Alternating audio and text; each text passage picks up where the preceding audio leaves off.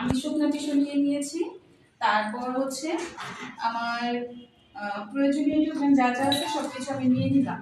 এখন আমি ক্লায়েন্টের কাছে আসব, তার ফ্যামিলি মেম্বারের কাছ থেকে পারমিশন নিব, নিয়ে আমি হচ্ছে পিপিই মেনটেন করব। আমি আমার পিপিই মেনটেন করব, হ্যান্ড হাইজিন করব, তারপর হচ্ছে কি গ্লাভসটা কি ওয়াশিং করব, তারপর হাইজিন করব, এরপর আমি গ্লাভসটা পরে নেব। শুধু গ্লাভস পরলেই হবে, মাস্ক দরকার নাই আপাতত। তো আমি এটা করে নিয়েছি এবং সাথে আমার প্রয়োজনীয় ইকুইপমেন্ট ট্রলিতে সাজিয়ে নিয়ে এসেছি। তো প্রথমে আমার যে বাচ্চাকে যেহেতু আমি মানে ডাইপার চেঞ্জ করব, তার মানে কি আগে থেকে পড়ানো ছিল, তাইলে আমি একটা আগে থেকে পড়ায় দেই। এটা কোনো ইয়াং ছাড়া, হ্যাঁ, এটা জাস্ট এমনি পড়াচ্ছি আমি, যেহেতু আগে থেকে পড়ানো থাকবে। একটা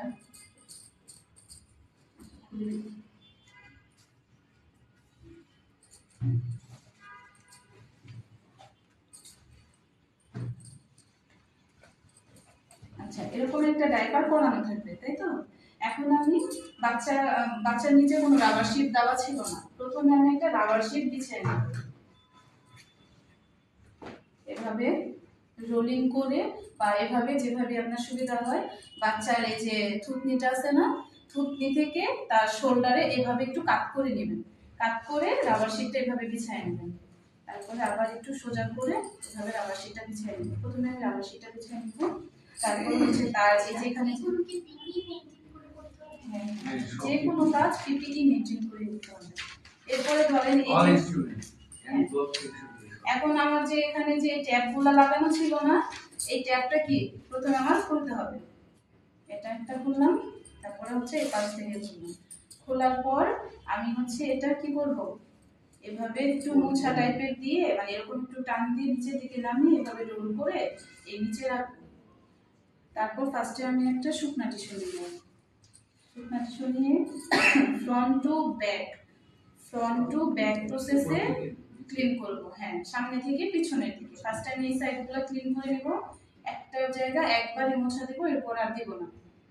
এখানে একটা গার্বেজ ব্যাগ বা হচ্ছে একটা বিন রাখবেন, আপনার এটা ফেলে দেবেন। দেন আরেকটা টিস্যু নিয়ে এই সাইড থেকে আবার আরেকটা ফ্রন্ট টু ব্যাক প্রসেসে মুছে নেবেন। এভাবে একবার করে প্রত্যেকটা টিস্যু একবারে বেশি ইউজ করবেন, ফেলে দেবেন। দেন হচ্ছে আমার ফার্স্টে শুকনো টিস্যু দিয়ে মোছার পর এখন আমি হোয়াইট টিস্যু ইউজ করব। এই যে একটা হোয়াইট টিস্যু, সেম প্রসেসে ফ্রন্ট টু ব্যাক প্রসেসে ফার্স্ট এই সাইড, তারপর হচ্ছে ফেলে দিব, দেন আরেকটা নিব, তারপর আবার হচ্ছে এই সাইড ফেলে দিব, দেন হচ্ছে আরেকটা নিয়ে ফ্রন্ট টু ব্যাক প্রসেসে আমি ক্লিন করে নিলাম, ফেলে দিলাম। এখন হচ্ছে বাচ্চাটাকে আমি এই যেভাবে রাবার শিটটা বিছিয়েছিলাম ঠিক সেভাবে কাট করে এরকম করে সাপোর্ট দিয়ে ধরবো। ধরার পর আরেকটা হচ্ছে কি ফার্স্টে শুকনা টিস্যু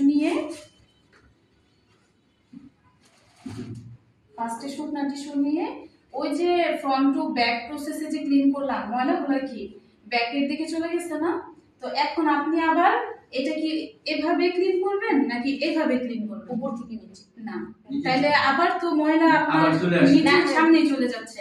তাইলে ওই যে পিছনে এ পর্যন্ত ময়লাটা আসছিল না, এখান থেকে আবার ফ্রন্ট টু ব্যাক প্রসেসে ক্লিন করবেন, মানে সামনে থেকে পিছনে। সামনের পার্টে যে ময়লাগুলো এই যে নিচে জমা ছিল না, এই যে এই সাইডটাতে জমা ছিল না, এখন পিছনেও আমি সেম প্রসেসে যেভাবে কাট করে এই যে সামনে থেকে দেখতেছেন, এই যে এই সামনে থেকে এভাবে পিছনের দিকে ক্লিন করব।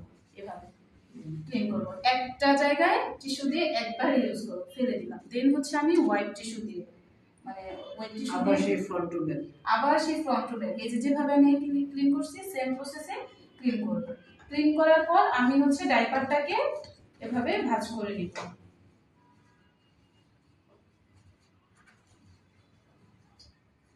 ডাইপারটাকে ভাঁজ করে এখানে রেখে দিব।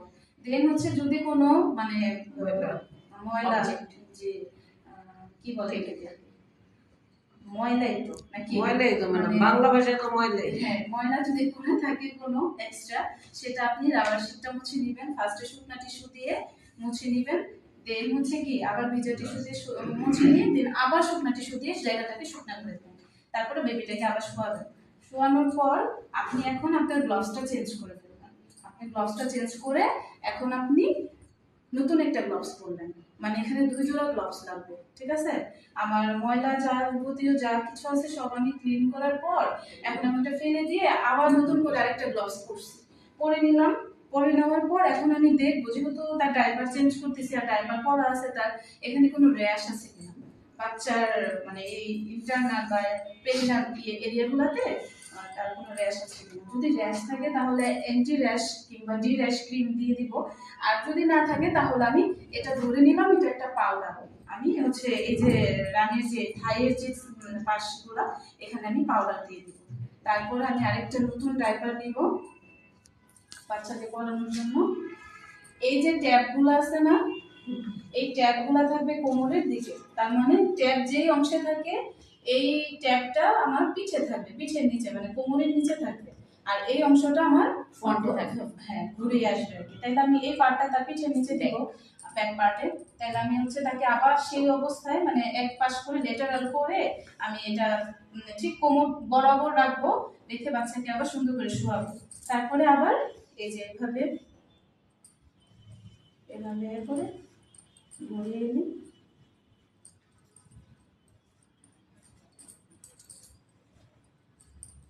এখানে একটা ট্যাপ লাগানো আছে, এই ট্যাপটা এই যে এই পর্যন্ত লাগিয়ে দিবেন, আমার হচ্ছে ধরে এ পর্যন্ত লাগিয়ে দিবেন। তারপরে এক্সট্রা যদি থাকে একটু ভাঁজ দিয়ে দিবেন নাকি, যেন একদম ফিট হয়ে লেগে থাকে, কোথাও লিক যেন না হয়ে যায়।